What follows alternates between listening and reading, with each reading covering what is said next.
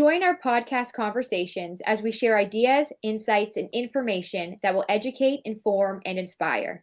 We will blend our knowledge of online safety and emotional awareness to help you have a better understanding of your child's online world and their emotional responses and well being. Sarah, how are you? Good, Paul. It is nice to see you. It has been too long. I can't even believe that it's been over, what, a month?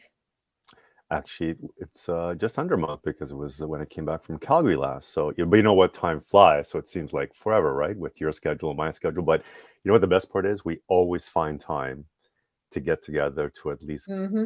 make it happen. And our commitment to our followers and our parents, we believe in. So I'm let's get excited. to let's get to today's topic. Yes. So today's topic, this one is really, really important. And it's one that I have been asked to speak on even more coming out of the pandemic than ever before.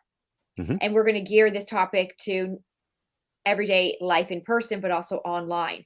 Fitting in versus being your true self. So kids trying to fit in versus being their true self. Right. And this is a big one. Now, let me just clear what I believe fitting in versus being your true self is. Okay. So when I'm in schools and I'm talking about fitting in, I look at it as you're wanting to be liked by someone and you want them to like you so much that you actually maybe change things up for yourself. It could be what you're wearing, could be your opinion, could be Mhm. your ideas, but then you also really want to be liked by this other person or this other group of people. So then you switch yourself up again. You switch up your opinions, again, maybe your clothes, ideas. Oh, but just wait. I also really want to be liked by them. So I'm going to switch things up again because I believe that if they like me, then I'm going to feel happy and I'm going to feel confident.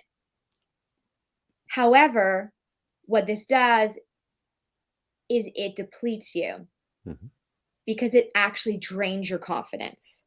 You start to lose who you truly are because you've switched yourself up so much. You're like, well, who am I? Confidence is not external. It's not because you like me that I like myself. Confidence is internal. Mhm. That's why belonging is internal. Belonging is saying, this is me. This is my true self. I'm sometimes quirky. I'm sometimes awkward. I sometimes totally mess up. Sometimes I nail it. And this is uniquely me, perfectly imperfect. I'm going to accept myself and respect myself for who I am. And then I'm going to attract people who accept me for who I am and who I'm not. That is belonging. That is powerful.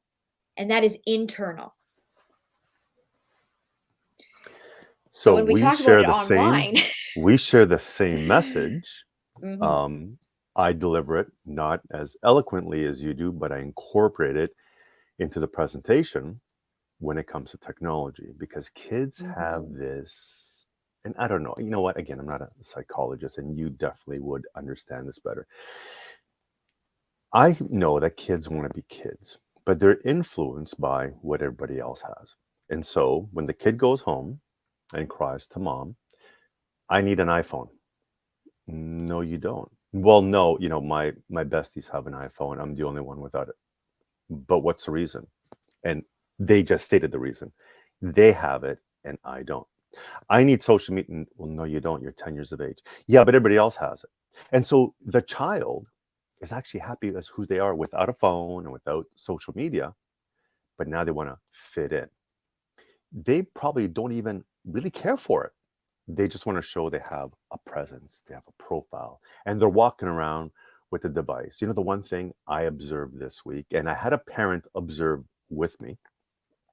It was a high school presentation. There was 700 kids walking the presentation. I said, "Do me a favor." Now, in my presentations, I don't even know if you're aware of this, but I don't allow phones. They're not permitted in my presentations, and so that's a strict rule. And in high schools, 75% of the high schools will say, "Yeah, you got it. We will take care of this." But every now and again, I actually don't enforce it. I'll just say, I like them off in a way, but I'm not going to say keep them out.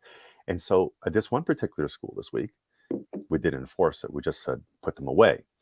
We observed individuals coming in, and there was one particular group that all was walking in with the devices attached to their palms. It wasn't the guys. It wasn't even the older girls. It was the younger grade 9, grade 10 girls coming in. They had to have it in their hand, almost as a status symbol. Like, here I am, I got it, you know me. And I'm thinking to myself, why? And again, I don't understand the psychology behind it, but why not just come in and put it away? So there seems to be this need for, like you said, fitting in versus, not, don't touch it, put it away, leave it alone, and just come in with an open mind and observe and listen and process. But they feel the need. If they don't have it, they're not part of that quote unquote group. And so I see this all the time. And I like to the best of my ability, always tell kids, look, don't judge your self-worth based on the number of followers you have, the number of likes you have. That's meaningless. When I talk to younger kids and I talk about YouTube stuff, and I say, guys, if you ever get older and you want to open up a YouTube channel, you want to make videos to inspire and change the world, which of course I support you. You don't do it for fame, fortune, likes, and comments. You do it because of a passion, and hopefully you will inspire and change the world. But there's always seems to be this need of, I need to be accepted. I need to be liked. I need to be cool. And technology plays a huge influence on that. And it's impacting a lot Oh, of kids. I see it all the time, absolutely. Sarah. Absolutely. So if I go, okay, first off, I want to say, were you in our house about a week ago when my son Kai, who's 10, said the exact same thing to me about, Mom, I need a phone. Okay, what? Can I have one of your old phones? He says. Can I get one of your old phones that you're not using? I don't even know if I have an old phone I'm not using, but I'm like, what? He's like, well, I just want it because some of my friends, so these are 10-year-olds, are on like social media, or I want it for Messenger, or I want it, for safety, like whatever thing that he's talking. It's not even like he even walks anywhere. Like he takes the bus from school here and then he gets driven to hockey or whatever. So it's not like he's walking by himself or he like needs a phone to, call if there's, something going on, or and so I'm like, all of your reasons are not valid, because I know exactly what he's doing, which is that what you're saying is that whole idea of trying to fit in and fear Right. of missing out. Yeah. Now, I can definitely vibe with this if I'm thinking back to myself as a preteen and a teen. And of course, we didn't have phones at that time, but it was other things I tried to fit in.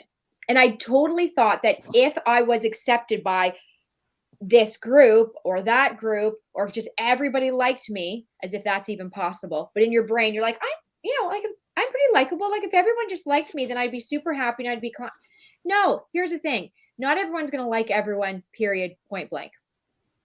So helping our kids build their character of who they are as a person actually is some of the best energy we can put our focus on. Or should I word that different? The best focus we can put our energy into. I might have said that backwards. Mhm. Either or. Really helping our kids with belonging, I believe, is about helping our kids look at, who do I want to be as a person? Now, I'm big into talking about character and some of the and the emotions that can get in the way of making those character-based choices. Those choices that show respect for yourself, regardless of other people's opinions. The choices that show respect for others, regardless of other people's opinions, and respecting your dreams, even though sometimes you feel nervous and anxious. So I think one of the best things we can do for our kids when it comes to helping them on this journey of taking a stand, regardless of what other people are doing, is literally asking them, what character traits do you want to be known as a person? Now, when you ask a lot of kids this, they don't know really what you're talking about, yet they Right. talk about character traits all the time in schools. But we talk about them really out here, like be respectful, be responsible, be patient. And if you're at Catholic schools or Christians or Catholic schools, you're talking about virtues. But sometimes they can be out instead of, no, but what ones matter to you. We're not just going to talk about be responsible. We're going to say, do you want to be seen as a responsible person? Do you want to be seen as someone who respects yourself and others, regardless of what everybody else is doing? So, if we circle back around to coming into your presentation when you've been asked not to have your phone, but you have your phone because you're with a circle of friends that also has their phone, that to me is you're making the choice to fit in as opposed to making the choice to say, I'm a responsible person and respectful. He's asked us not to have our phones. Yes, for the next hour, I could not have my phone. My choice is based on who I believe I am, my character. Mm-hmm. That is a journey. And I do believe it starts with literally pen to paper. I do this with my son. What character traits do you want to be known for? And we make a list. And if you don't have an idea, Google them. Google character traits. Right. Respectful, kind, right? Let's get that in there. And then Right. have your child circle it. Put 3, literally stick them on their wall to remind them this is who I am and this is where I want to make choices from, because that helps me know myself. Now, mine, Paul, is I choose to respect myself, others, in my dreams. Respect is a big one for me. Also, Right. kindness, humor. Those are really strong ones for myself. And so then I think if I'm belonging to myself, I need to make choices that are in alignment with respect, with kindness. That's very different than me just trying to fit in and then my choices are all over the place. Because then I'm just going to do whatever in the moment feels like it will bring me that false sense of confidence. And you can see that happening online. Like, how many times have you seen someone just type in the moment out of an emotion, but not just because they were feeling emotion, but they wanted to fit in. Mm-hmm. They wanted to fit in with whatever their friend was commenting, even if it wasn't what they believed. All the time. And that's why I have a phrase, which is never go from your emotions to your fingertips. Always pause, always reflect, always process, and then express. But when we go from our emotions to our fingertips, sometimes we make the poorest of choices. And then, of course, we use well, I didn't mean to. I wasn't thinking. It was an accident. No, you did. You chose to. It took No, effort. I love that. No, you did. That's the core message in my grade 7 to 12 sessions, which is incorporated in each, is that every time you touch technology, you make a choice. I say to them, have you ever taken and accidentally posted a picture? No, you probably took it a bunch of times and you posted it. Do you accidentally threaten someone? No, you think about it, you process, you type it, and then it takes multiple steps to get to someone. Everything we do is by choice. It's when we get caught, do we seek out the forgiveness and go down the apology tour and all that? But we made a choice to do it. And so those choices, which usually come based on who we are surrounded with, guided, all that stuff, impacts us and it defines us. Because if your choices result in a suspension, an expulsion, perhaps a criminal charge, that's hard to live with. And so it's always about processing before executing. And upon execution, you say, especially in the online world, you see, the difference is when you and I have a conversation one-on-one, and I remember, I drove by your city on my way home from travels this week, and then I drove by Cambridge where we met last summer, and it actually flashed back over that. I get triggered every time I drive a certain part of, like, who have I met, what have I done? And I thought about a great conversation we had over lunch. What we talked about over lunch, you and I never had phones out. I don't know if you recall that. They were off, they were away, whatever. We had communication 101, and we engaged. And the only way that could resurface is if you and I brought up what we spoke about. There's no evidence of it. But now everything online, which again is done with intent, leaves a trail. And that trail leads to evidence. And that evidence can resurface at any time. And so if we're not establishing these character traits, which by the way, I really love, is that what we're doing is we're going down a path where the decisions we made could be character traits imposed upon us that we never chose. Because now people are judging us based on a perceived character trait that we have as a result of what they've looked at online.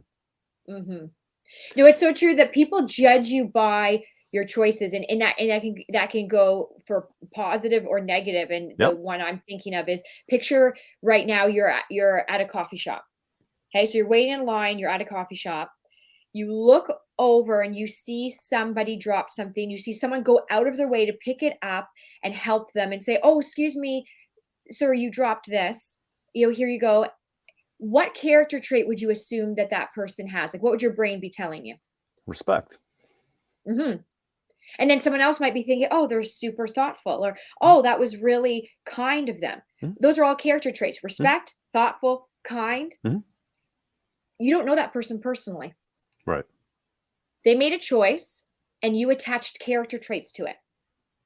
That's why character matters to us so much, offline and online. Look at, people are held to choices that that say celebrities, high profile people, athletes, and it has maybe nothing to do with their sport or their career or their talent, but then they do something online and people are like, "Whoa, that is not in alignment with your character of who I thought you were. We sorry, we can't have you on this team anymore."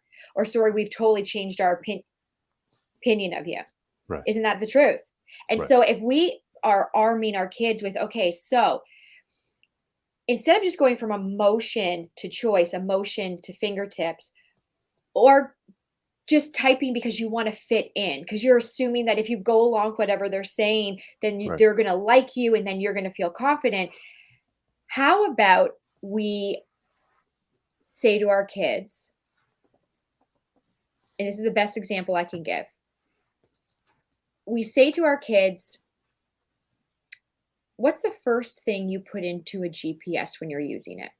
This is my analogy. Like, ask your kids this. Anyone listening, ask your kids, if they're old enough, say to them, "What's the first thing you put into a GPS when you're using it?" So I'm going to ask you, Paul, what's the first thing you type in? An address, a destination. Boom. An address, a destination. Then what does the GPS do? It calculates the fastest path there. Right. And it gives you directions. Uh-oh, but you've hit a road closure. What does it do now? Redirects you. Yes. What if by accident you totally get sidetracked? You drive 5 hours in the wrong direction. What is the GPS still doing? It's gonna keep annoying me and telling me to turn around and take the path, and then it redirects you, and it keeps saying you're going. It keeps redirecting you. Recalculating, rerouting, Recalculate. redirect. Yeah, recalculate, recalculate. But it doesn't matter. You know why? Because you told it your destination. And even if you get detoured, even if you get distracted, the GPS knows your destination is holding you accountable, saying, "No, no, no, no. Hey, hey, Paul, this is where you told me you want to be. So I'm going to keep holding you to this." Well, I believe that destination for our kids has to be their character. I agree. So when we ask them, "Who do you want to be as a person?" and you get them to write it out, post it somewhere so that you can reroute them. You can actually remind them, saying, "Whoa, if you're belonging to yourself, you're being your authentic self. You told me you want to be respectful, determined, courageous. That choice you made online, is it showing respect? Is it showing who you are as a person? Or was that you just trying to fit in and having big emotions?" This gives their brain that destination, that focal point to help guide their choices. Plus, it's great for us because we as parents get to redirect them. But when your child does not know who they want to be as a person, their character, their values, what they stand for, what happens? Emotions become the detour, and there's no recalculating going on because it just becomes reactive because you don't have a Right. place to recalculate to. And then it's easy just to be like, I'm just going to react, or I just want to fit in because I don't even know who I am anyway. And if they Right. like me, maybe, that's good enough. But it has to be, do you like you? And who are you as a person? That is the being true to yourself, but you got to know who the self is. And would it be fair to say, or too critical to say, that this starts at home, and it starts with a heart-to-heart conversation between parent, guardian, caregiver, and child at a rather young age, and not when it's too late, when something's happened, when we're responding to someone, when we're dealing with an issue, but at a Hmm. conversation at a young age, so that they're more guided through that GPS versus Mhm. being reactive after something happens. Because Mhm. I'm listening to you, and I also came into this conversation with this preconceived notion, which is, you know what, I know where we're going to go with this, but the foundation would be this starts at home. It can be Mhm. cultivated at a school, Mhm. with a peer group, but it starts at home. So there's a foundation, and then it's Mhm. just massaged at a school, if you will. Mhm. Mhm. Well, and that plants the seed, and then it gives that, and I like that you said foundation, so you can springboard and build off of. Hmm. You and I are big believers, and I'm sure a lot of people listening right now in the saying it takes a village to raise a child. Yes. So the more they hear it, the better, and especially at home because they learn best from also modeling. And Right. and and us as adults also have to model this. We have to figure out our destination, our characters to help guide our choices as well. Because then when our kids see us, instead of trying to fit in, because there's a lot of adults too that, we have those moments where we just want to fit in, we actually model to our kids, no, no, no. I'm going to be my true self and I'm going to take a stand when I need to take a stand, even though sometimes I feel nervous and I know that other people won't like me because I'm taking this stand, but it's who I believe I am and it shows respect for myself and for others. And that's my character, that's my destination. And I'm going to make choices that show that. Right. And so, yeah, definitely at home in as many places as possible. And Right. my big thing too is, and I can't say this enough, have your child write it out and you write it out. I like to start with the words I choose because this helps you say, okay, who is myself? Like, who am I? Hence why even in the U Power journal that I created, I have an exercise that's all about this, literally, where start, they get to say, I choose to be. And then they look at all different character traits. They put the ones they want to be, and then they cut it out and put it on their wall. I have one even by my desk. And if your child can constantly have a visual of that destination of who they want to be as a person and they have it visual, that's even great when they are typing because they can be like, hey, right now, am I going from emotion to fingertips? Am I just trying to fit in? Or am I making a choice that shows my character of who I am as a person? And if you Right. have that visual reminder, it's prompting. So I'm a big believer in like not just having it as a conversation, but literally having it as an exercise and activity. It's just like a muscle. You got to work it out. Paul, we got to I'm work it out. well, The I'm down confidence with the muscle. writing it out because I'm a visual person. So Mhm. um, one of the things I talk to kids about, I love taking notes. When I listen, I'm not a typer. If I'm listening to someone, I like writing notes. My dad always told me as a kid, you'll think about things late at night. Um, have a book and a pen by and you wake up and you write it down, right? And Yeah. you remember it the next day. And so I've Yep. always been someone. So if you look at my studio right now, I got stickers everywhere. I got post-it notes because they're reflections of what I want to say, what I want to do, what I want to remind myself of, right? So that's I'm not me, Paul. Not me at all. not I you. have no idea what you're talking about. Okay. It's an explosion over here. Post-it notes. We could Okay, keep 3M in business. I want I to I'm I vibe with that. I want to share one story before I wrap up, and I think it really it speaks to this. I was at a school in the Toronto area, and I was taking my afternoon break, waiting to come back to speak to parents. And I'm a foodie, so I love finding the littlest known places. And I found this pizza place, and I'm talking, it was so small, so crammed that if you walked in, two people could fit there. And so I walked in because I read a pretty cool review, and I was getting my sliced pizza, and these three students come in, and they must have been I'm going to guess between 15 and 17 years of age. Um, all three boys, they're about my height, athletic, and so we were all decent size.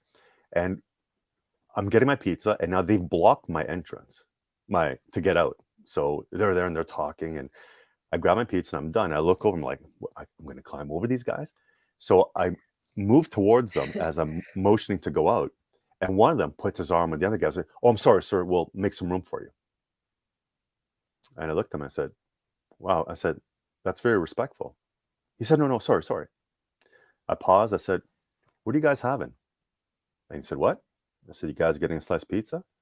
He said, yeah, we usually get this. But I said, I got this. So I looked at the guy. I said, I'll take care of all their pizzas.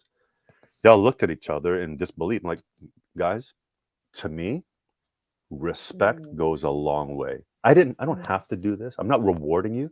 I'm just telling you that I appreciate stuff like that. And this is mhm, just a kind gesture of paying it forward because you showed respect. You saw a situation, you addressed it. You know what? Good on you guys. And we all, mhm. literally, we all propped each other on the way out. Had no idea who I was. And they were just students grabbing their pizza after school. To me, respect is the biggest thing. And so, Well, what a meaningful moment that you created. That they started, but that you ripple effect on, you know? it's just, I don't know, it's just something. Again, it shouldn't be rewarded. It should be this human nature, right? We're just kind and respectful to each other.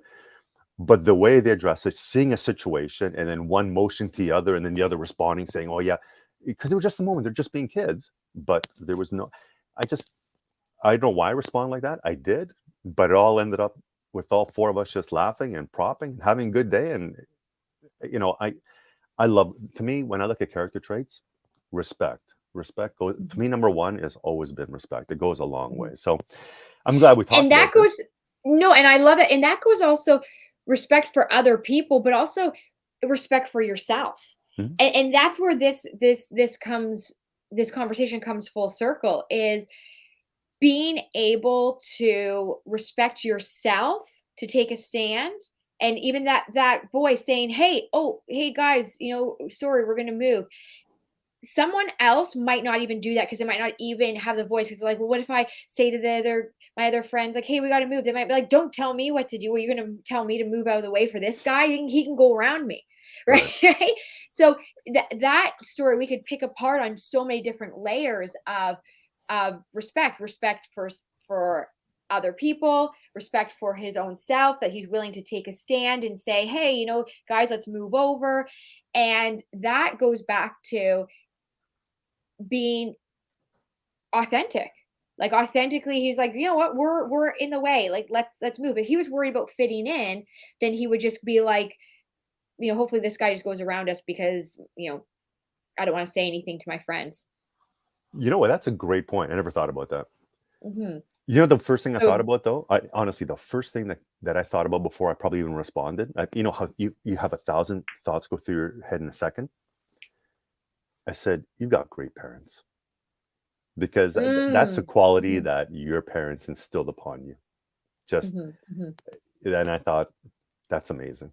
Anyways, hmm, hmm, we're gonna hmm. wrap it up because I know you have to fly, I have to Yes, fly, but yes, and it's and you amazing know how what? time flies by when we talk to each other. It's time flies when you're having fun, and we always do, and meaningful fun. And yeah, no, in closing, remembering today and every day that being able to be your authentic self is an ongoing journey.